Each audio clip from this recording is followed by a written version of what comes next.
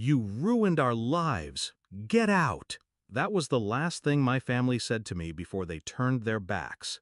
Not one person defended me. Not one. So I left. No explanation, no fight, just the quiet slam of a door that, in truth, had been closing for years. And a month later, when I saw 50 missed calls lighting up my phone, I knew. They finally understood what I'd done, what I'd taken with me. It hadn't always been this way. There was a time I would have bled for them.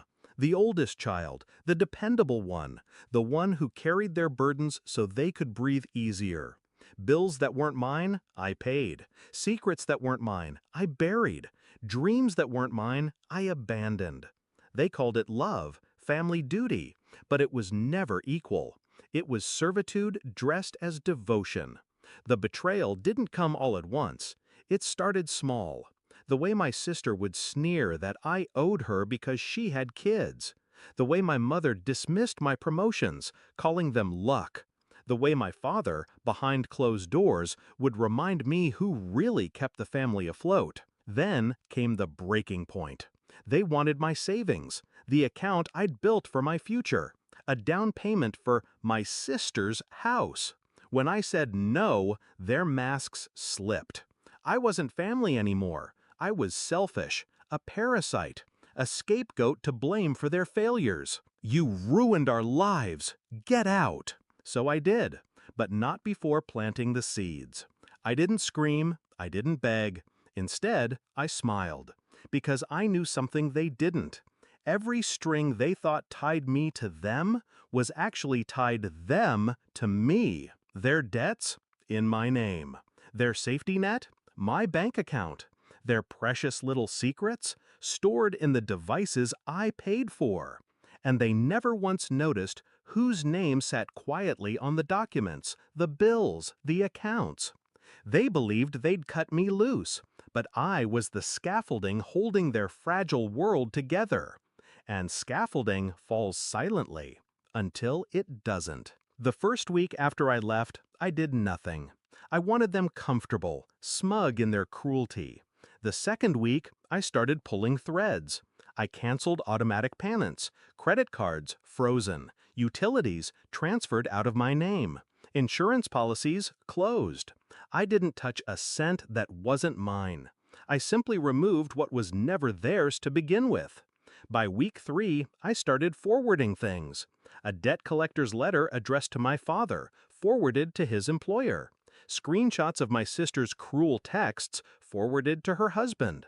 My mother's endless messages about appearances forwarded to her church group. Truth doesn't need embellishment. It only needs light. And then I waited.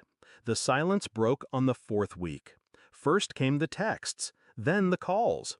At first demanding, then pleading, then frantic. 50 missed calls in one day. I didn't answer a single one.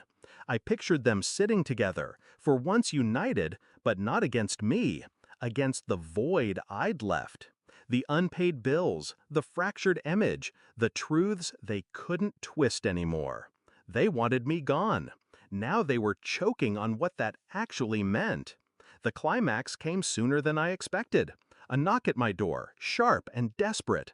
I opened it to find my sister, makeup smeared, eyes wild. "You've destroyed us," she whispered. "No," I said, calm. "I just stopped saving you from yourselves." Her voice cracked. "What do you want?" I let the silence stretch, heavy and suffocating. Then I answered. Respect, boundaries, and distance. You give me that, or you lose everything else permanently. For once, she didn't argue. She just stared, finally seeing me not as the family's safety net, but as something else, a force she couldn't control. Now, weeks later, the calls have slowed. They're learning. They've had to. I don't feel guilt.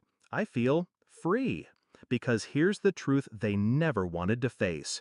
I didn't ruin their lives. I just stopped carrying them. And when I walked away, I took back every piece of myself they thought belonged to them. That's why they call now.